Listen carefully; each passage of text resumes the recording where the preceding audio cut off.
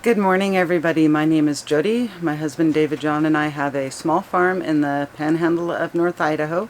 These are our stories and adventures. Welcome to Moose Flats Farm. And today we're going to start out in the seed shed.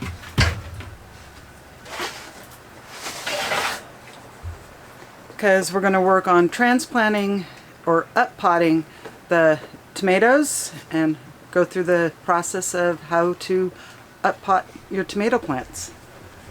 So the one cool thing about tomatoes is A, they're really forgiving, and B,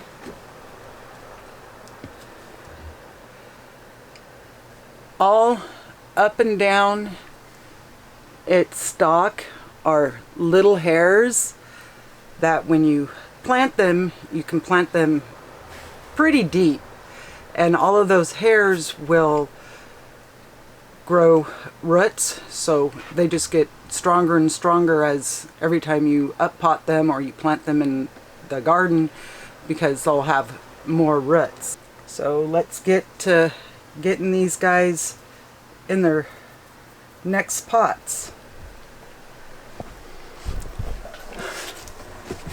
So you'll take your little tomato, kind of lay them down in there, and just kind of,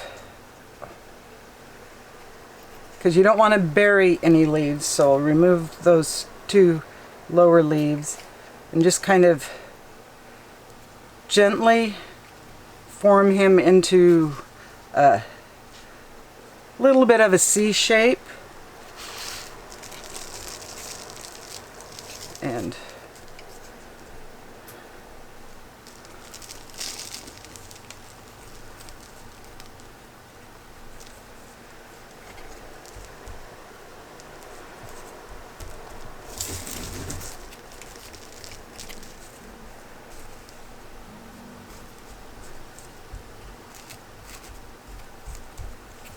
And there's a brandywine transplanted.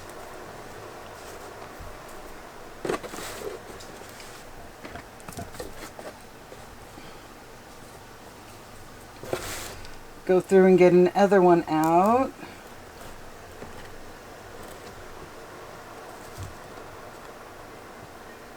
So here's another one. We'll remove the lower leaves.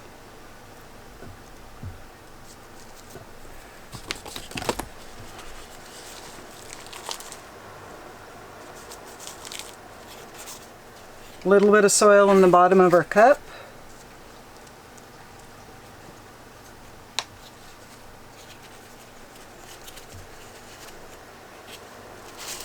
Gently hold him kind of where you want him.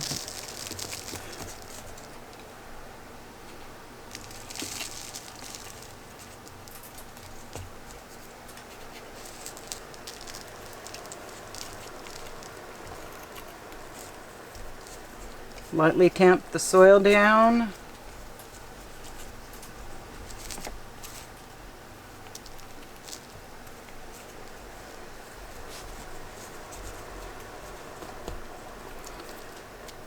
And then I'll get a tray put together and we'll bottom water them. They'll absorb the water and I'll dump out the excess. So I'll be back with you guys when I'm all done with these guys.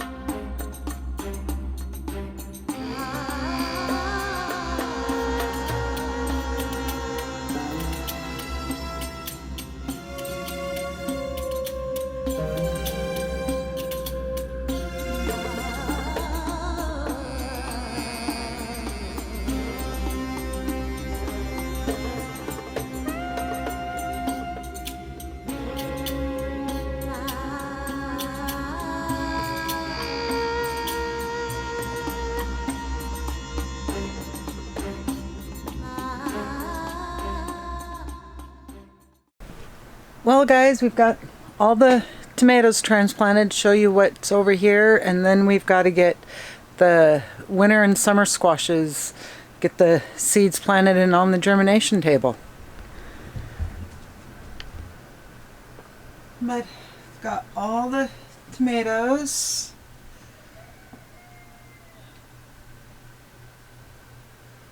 Done.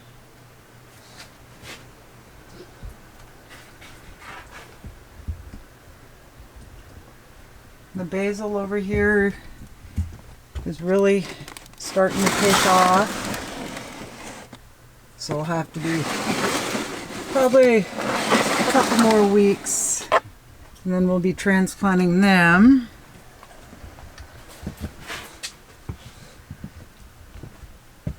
The peppers moved down here.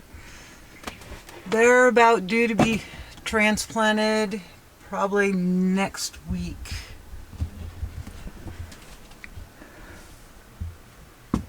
Tomatoes. All my flowers, some doing better than others, but it looks like I'll have a few flowers, and all else fails I still have the seeds, so I can just direct sow them out in the garden. But have the table set up. I already have done 2 of the yellow zucchini squashes, the butter stick and the butter dish. And the main difference between the 2 of those is the butter stick you eat when it's a little smaller, is where it's designed to be eaten. So it will be good for doing canning with. So let's go through and get some more stuff planted. So what I've been doing, and it worked out really good on those, is, what's next? Green. Let's put back.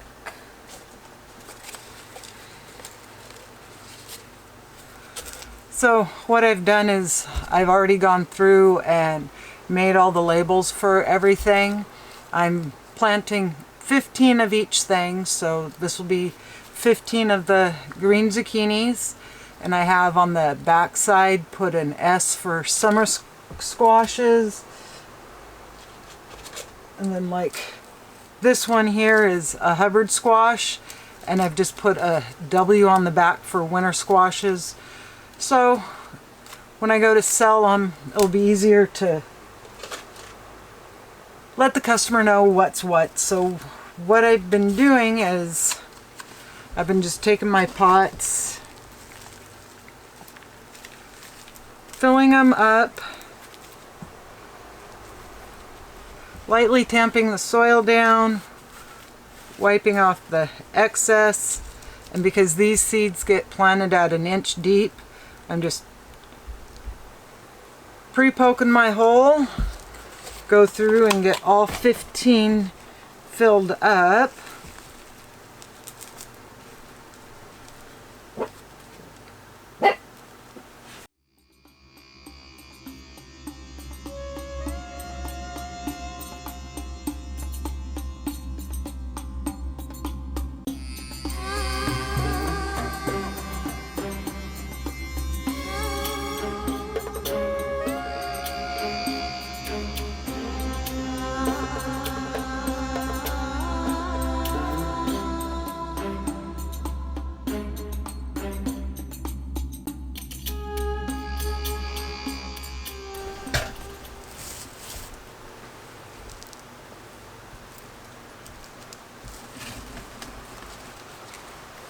And then I go through and label everything.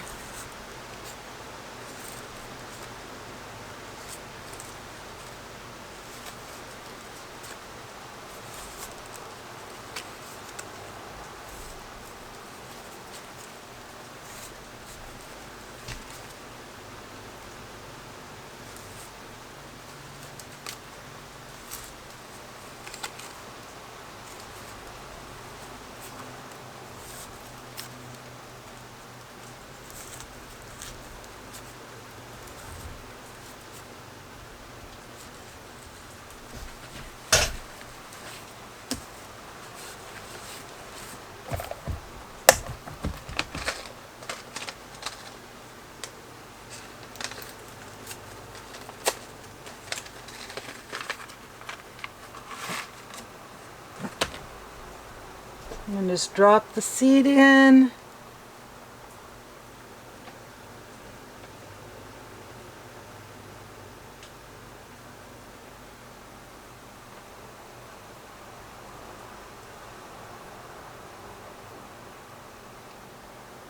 And because I only have one left, I'll just drop it in there.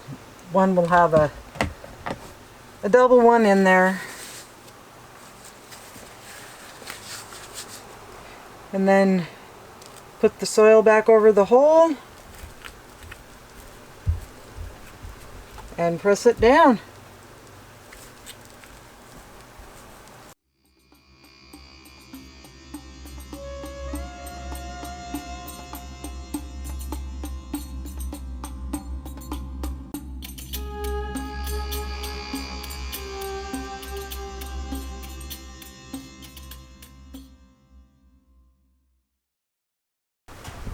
And then I'll just move them over to the germination table, because each one of those trays holds 15 pots.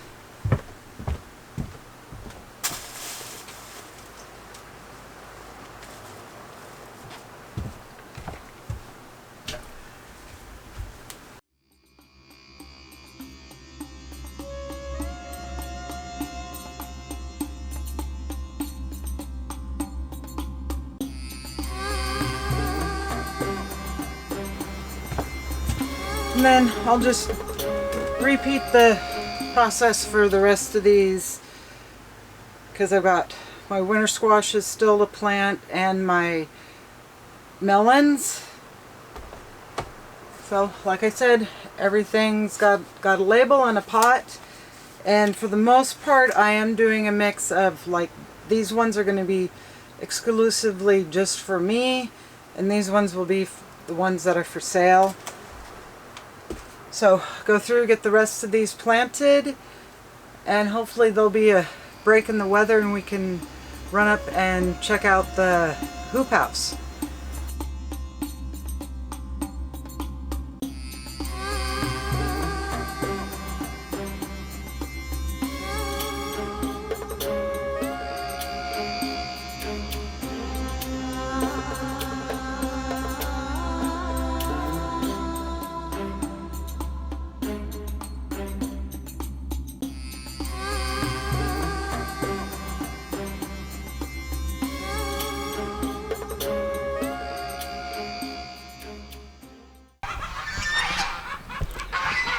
Well, the rains have stopped for a minute, so let's go up and take a look at the stuff in the hoop house.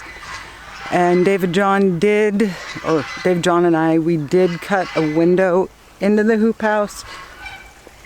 Not necessary for today since it is cool and rainy. But here you can see where the window's at. So got that latch holding it, and then one down here. I just turn those and use the handles and just pull that window out. So let's walk around as it's starting to dribble again.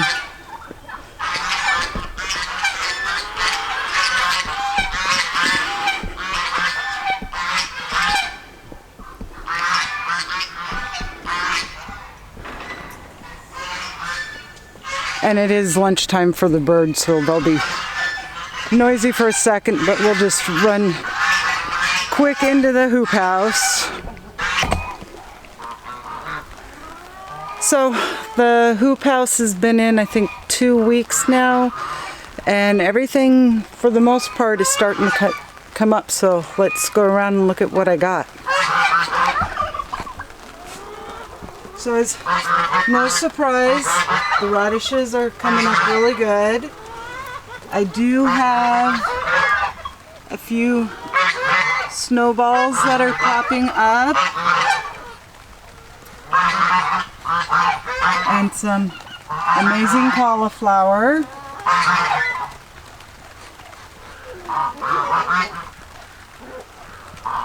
And bindweed and fennel. But my lettuce mix is coming up, and I do have some rhubarb coming up. The rhubarb plugs, for the most part, I got this one that's still doing pretty good, and that one.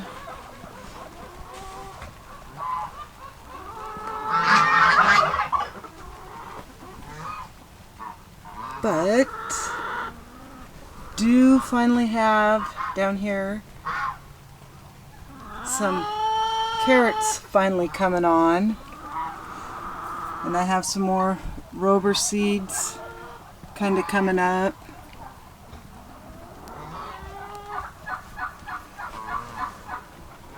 Ooh, the tender sweet carrots right there. You can see a bunch of them coming on. Got the Durgerus coming along there. And then over here, do have some carrots and the Willamette, broccoli, and Sun King broccoli.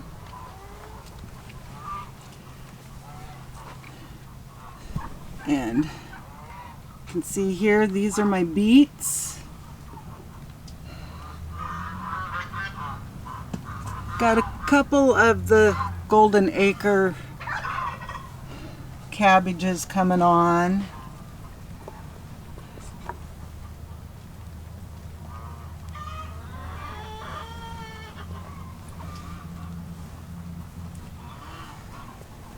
Got my spinach, and then I dropped some brassica seed. I'm not sure what.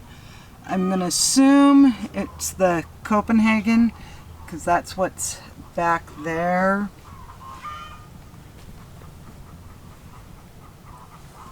And then nothing on the Da Vinci cabbage or on the celery. But the pak choi is coming on good. And same with the flat Dutch in the back. And I have been coming out here every day, going through, and as you saw, weeding out the little weeds, because there is some bindweed seed in here, and then the forever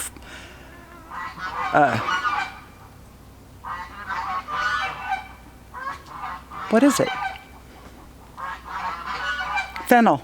The forever fennel seed that eventually I'll just wear out. But on the floor,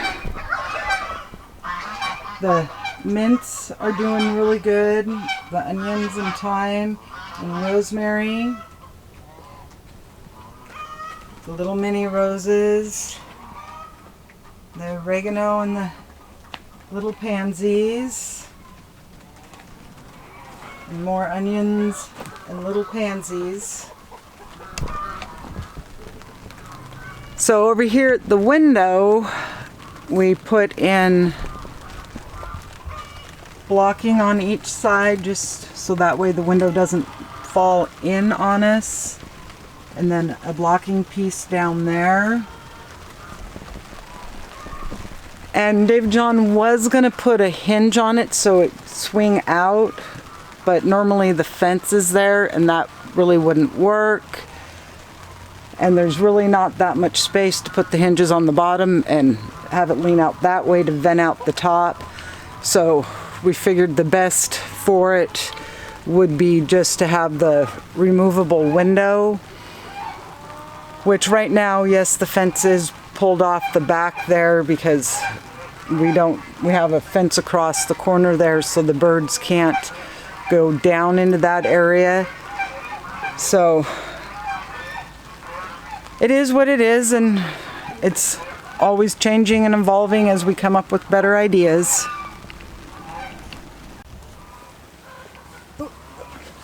Well, this is going to be where I end today's video. I hope you have a good day and a good week, and don't forget to hit the like and subscribe button.